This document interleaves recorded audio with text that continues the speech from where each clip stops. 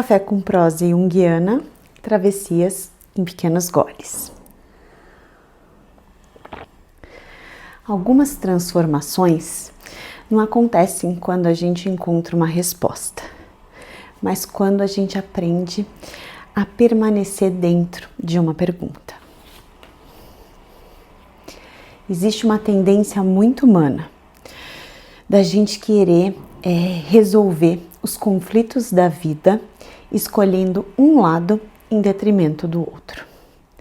Ou isso ou aquilo, lutar ou desistir, segurar ou soltar, esperar ou aceitar.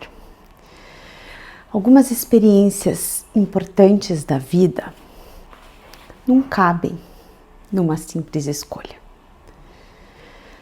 Durante a doença da Lady Spot, eu vivi uma tensão constante.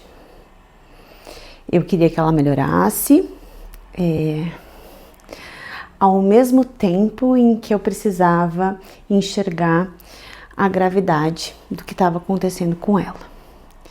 E eu queria acreditar, mas eu também precisava olhar para a realidade. Eu queria continuar lutando, mas eu começava a perceber que nem toda batalha pode ser vencida. E quanto mais eu tentava eliminar um dos lados, mais sofrimento aparecia. E foi nesse período que uma ideia me acompanhou.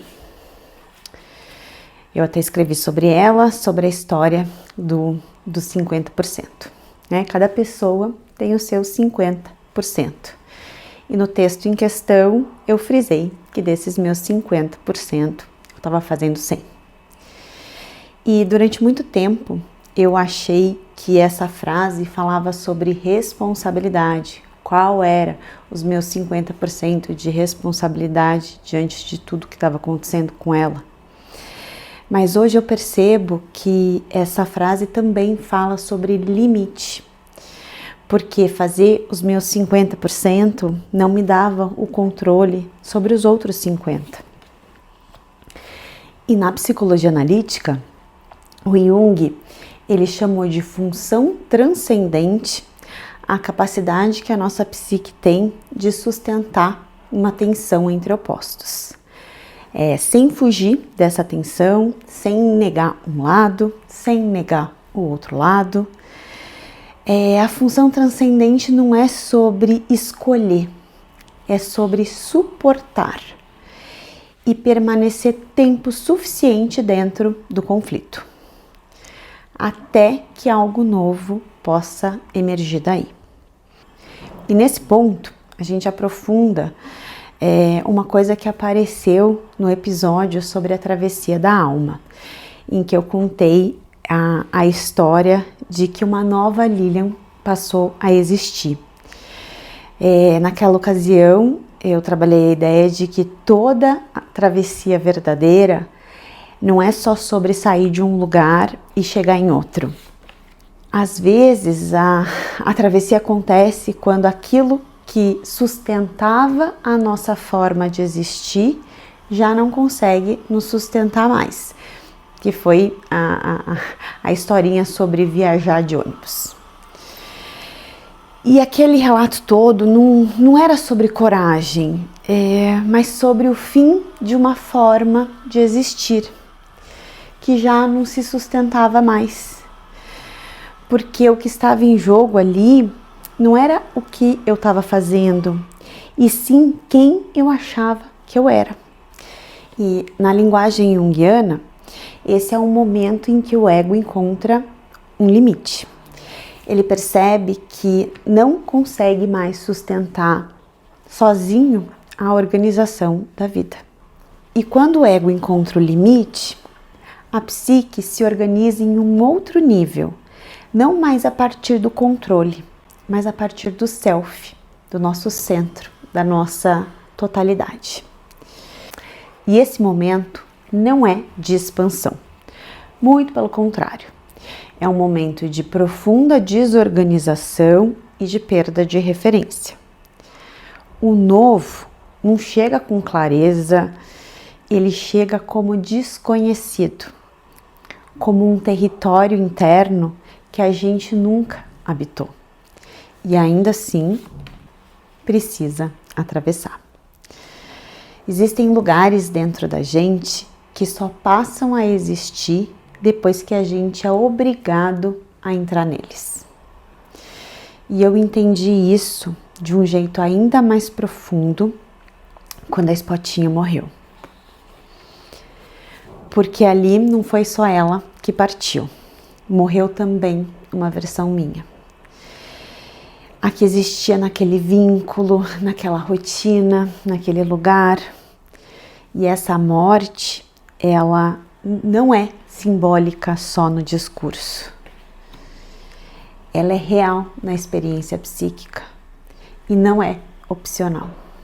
Entre quem eu não podia mais ser e quem ainda eu não sei ser, se cria uma tensão. E é dessa tensão que algo novo começa a se formar, não por escolha, mas por necessidade psíquica. E quando a gente fala de renascimento, não é sobre se reinventar ou aquela frase clássica, seja a sua melhor versão. Não é sobre isso. É sobre perder a possibilidade de continuar sendo a mesma pessoa. E precisar existir de um jeito que ainda não existia. Não nasce alguém pronto, nasce alguém possível. Na clínica, eu escuto muito isso. Eu não me reconheço mais. As pessoas não me reconhecem mais. E talvez isso não seja sobre perda, seja sobre o início de uma reorganização psíquica e, por que não, o início da individuação. Não como uma ideia bonitinha, romântica, mas como uma experiência real de deixar de caber na forma antiga de si. No episódio sobre a pérola, nós falamos que o sofrimento por si só não transforma. Nem toda ferida vira pérola.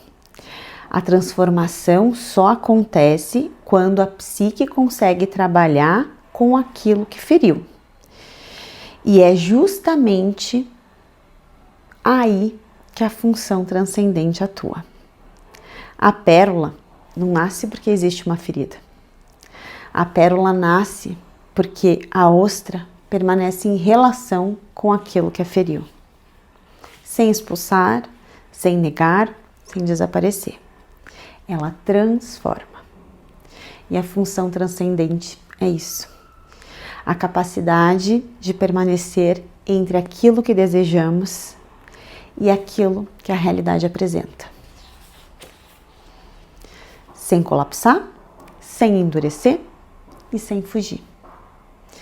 Algumas dores não passam. Elas reorganizam quem a gente é. Muitas respostas importantes da vida não aparecem quando escolhemos um dos lados. Elas surgem quando suportamos a tensão entre eles. Talvez toda pérola seja exatamente isso. O fruto silencioso de uma tensão que foi sustentada. O renascimento não é escolha. Ele é consequência de tudo aquilo que a gente não pôde evitar. A gente se vê no próximo café.